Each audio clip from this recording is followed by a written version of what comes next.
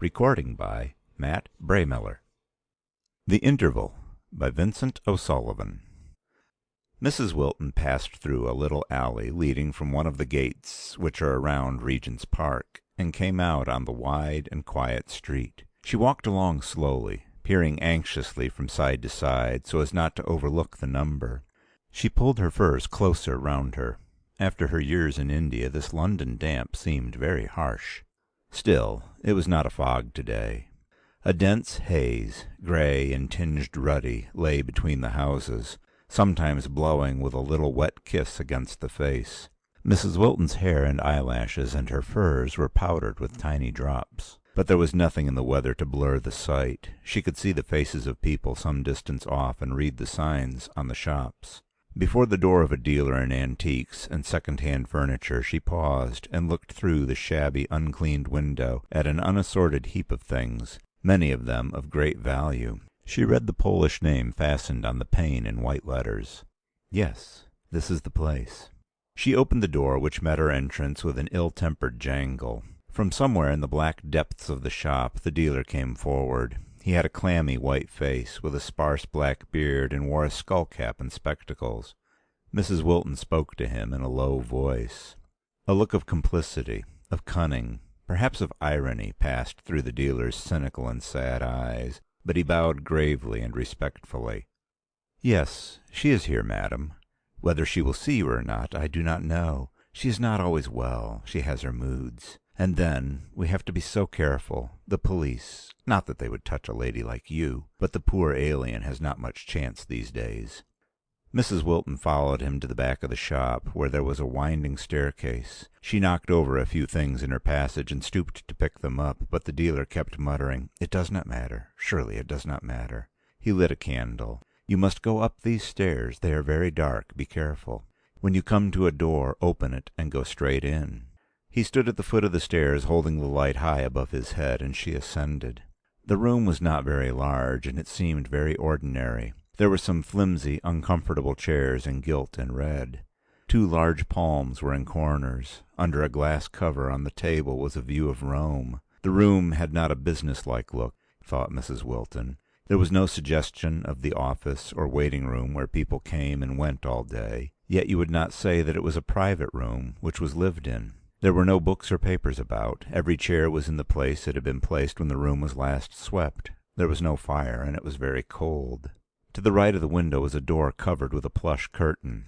Mrs. Wilton sat down near the table and watched this door. She thought it must be through it that the soothsayer would come forth. She laid her hands listlessly, one on top of the other, on the table. This must be the 10th seer she had consulted since Hugh had been killed. She thought them over. No, this must be the 11th. She had forgotten that frightening man in Paris, who said he had been a priest. Yet of them all, it was only he who had told her anything definite.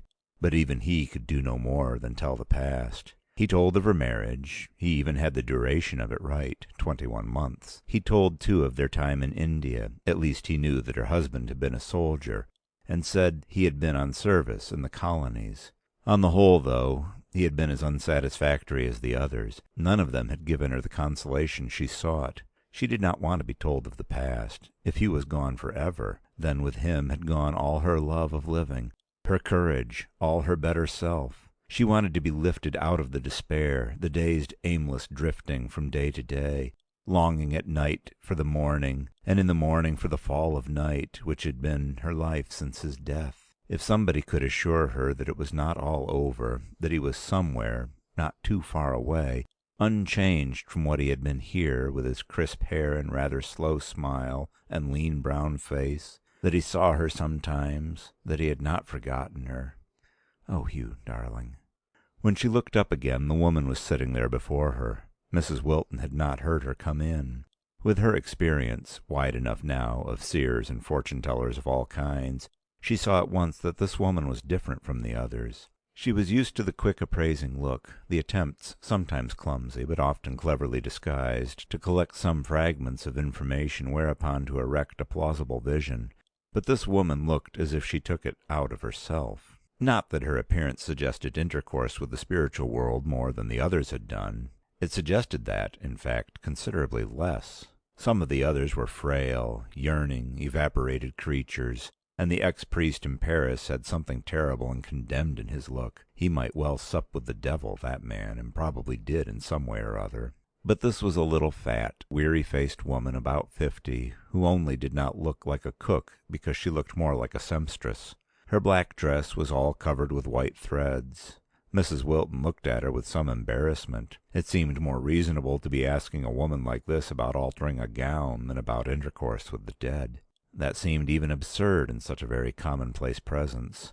The woman seemed timid and oppressed. She breathed heavily and kept rubbing her dingy hands, which looked moist, one over the other. She was always wetting her lips and coughed with a little dry cough. But in her these signs of nervous exhaustion suggested overwork in a close atmosphere, bending too close over the sewing machine. Her uninteresting hair, like a rat's pelt, was eked out with a false addition of another color. Some threads had got into her hair, too. Her harried, uneasy look caused Mrs. Wilton to ask compassionately, "Are you much worried by the police?" "Oh, the police. Why don't they leave us alone? You never know who comes to see you. Why don't they leave me alone? I'm a good woman. I only think what I do is no harm to anyone."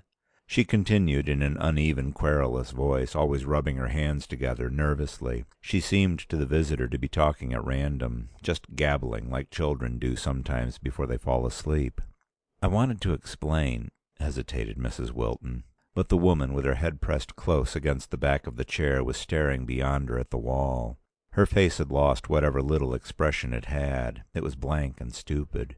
When she spoke, it was very slowly, and her voice was guttural. "Can't you see him? It seems strange to me that you can't see him. He is so near you. He is passing his arm round your shoulders." This was a frequent gesture of Hugh's, and indeed at that moment she felt that somebody was very near her, bending over her. She was enveloped in tenderness. Only a very thin veil, she felt, prevented her from seeing. But the woman saw. She was describing Hugh minutely, even the little things like the burn on his right hand. "Is he happy? Oh, ask him, does he love me?" The result was so far beyond anything she had hoped for that she was stunned. She could only stammer the first thing that came into her head. "Does he love me?" "He loves you. He won't answer, but he loves you. He wants me to make you see him. He is disappointed, I think, because I can't. But I can't unless you do it yourself." After a while she said, "I think you will see him again. You think of nothing else. He is very close to us now." Then she collapsed and fell into a heavy sleep and lay there motionless, hardly breathing. Mrs. Wilton put some notes on the table and stole out on tiptoe. She seemed to remember that downstairs in the dark shop the dealer with the waxen face detained her to show her some old silver and jewelry and such like. But she did not come to herself. She had no precise recollection of anything till she found herself entering a church near Portland Place. It was an unlikely act in her normal moments. Why did she go in there? She acted like one walking in her sleep. The church was old and dim, with high black pews. There was nobody there. Mrs. Wilton sat down in one of the pews and bent forward with her face in her hands. After a few minutes she saw that a soldier had come in noiselessly and placed himself about half a dozen rows ahead of her. He never turned round, but presently she was struck by something familiar in the figure. First she thought vaguely that the soldier looked like her Hugh. Then, when he put up his hand, she saw who it was. She hurried out of the pew and ran towards him. "Oh, Hugh, Hugh, have you come back?" He looked round with a smile. He had not been killed. It was all a mistake. He was going to speak. Footsteps sounded hollow in the empty church. She turned and glanced down the dim aisle. It was an old sexton or verger who approached. "I thought I heard you call," he said. "I was speaking to my husband," but Hugh was nowhere to be seen. "He was here a moment ago." She looked about in anguish. "He must have gone to the door." "There's nobody here," said the old man gently. "Only you and me. Ladies are often taken funny since the war. There was one in here yesterday afternoon, said she was married in this church, and her husband had promised to meet her here. Perhaps you were married here?" "No," said Mrs. Wilton desolately. "I was married in India." It might have been 2 or 3 days after that when she went into a small Italian restaurant in the Bayswater district. She often went out for her meals now. She had developed an exhausting cough, and she found that it somehow became less troublesome when she was in a public place looking at strange faces. In her flat there were all the things that Hugh had used. The trunks and bags still had his name on them with the labels of places where they had been together. They were like stabs. In the restaurant people came and went, many soldiers, too, among them, just glancing at her in her corner. This day, as it chanced, she was rather late and there was nobody there. She was very tired. She nibbled at the food they brought her. She could almost have cried from tiredness and loneliness and the ache in her heart.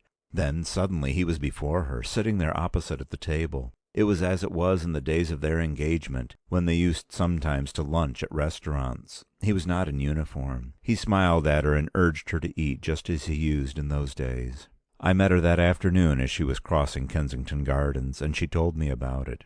"I have been with Hugh." She seemed most happy. "Did he say anything?" No.